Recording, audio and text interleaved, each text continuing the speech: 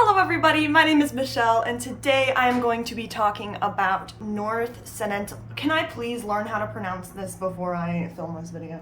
North Sentinel Island, which is the most primitive island in the world, where 60,000 years ago these guys were disconnected from civilization and they could have 2 to 3% of their genes be an unknown Homo sapien. If you could please give this video a thumbs up and subscribe, I would be extremely grateful. Comment below if you have ever heard of this island and if you found anything interesting about this island.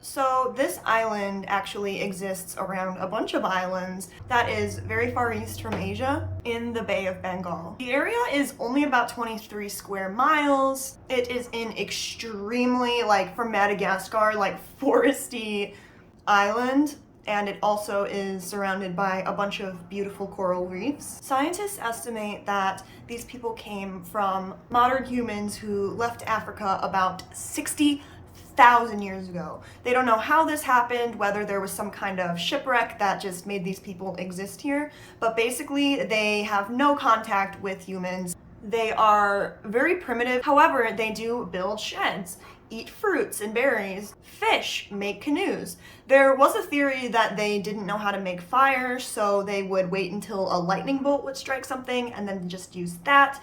But I find that hard to believe. In 60,000 years, these people have had no contact with us, which means that they have no concept of civilization as we know it. I mean, this is completely speculation. They could be as different as to commit things such as inbreeding or cannibalism. These guys might actually have 2 to 3% of their genes from an unidentified hominid, which is super interesting. These guys are shorter in stature, which could be due to something called island dwarfism. They want nothing to do with us. This could be because there have been multiple scenarios in which people have done unspeakable things, such as this one researcher who fetishized them and would steal them and then realized that they cannot take these diseases because they have not been exposed to us, to civilization, in 60,000 years. So they will die on the spot since the diseases will basically kill them. However, there have been circumstances where we were able to get along with them, in which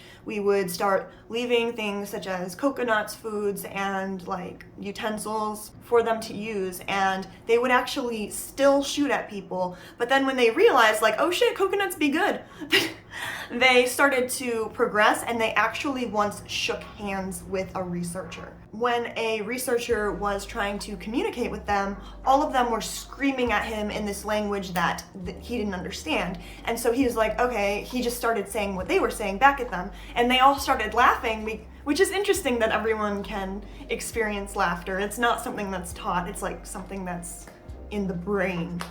With this handshake and coconut thing, time has passed, and a lot of the time if people get too close, for example, these men were crab fishing illegally and karma got them, these giant crabs too, they're super interesting, and karma got them.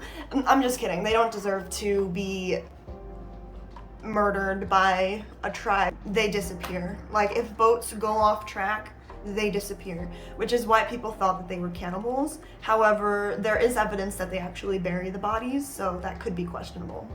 Something very interesting on top of everything that is extremely interesting about these guys is that they have their own body stuff. You know how we do waving? These guys, it was an insult to them to turn their backs to the fishermen, and obviously in society that's not an insult to, I mean, I guess it is. Huh.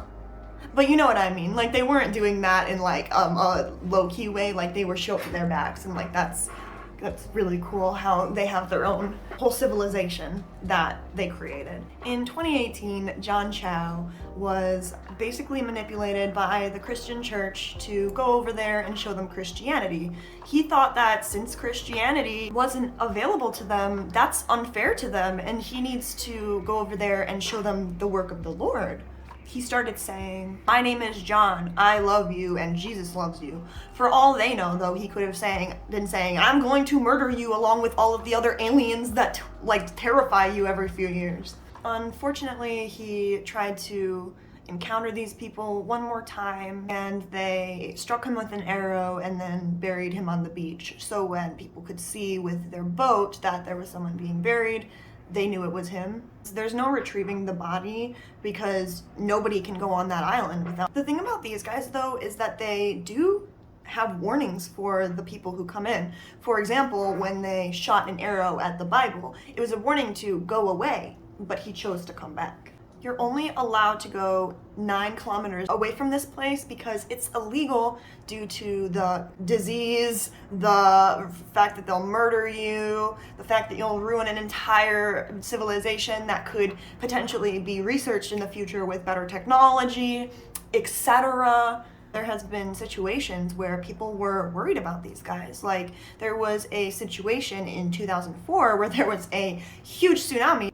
It claimed the lives of over 200,000 people. This island was untouched. The natives survived. I don't know how that could have happened. People worry now about climate change and how these guys are going to deal with that, but it seems like for now we're going to leave contact. If you could please give this video a thumbs up and subscribe, I would be extremely grateful. Comment below if you have ever heard of this island and if you found anything interesting about this island. That's all I have for today. If I find any more research, I might give you an update because I am obsessed with this. Like I could spend days just watching videos. Thank you so much for watching and goodbye.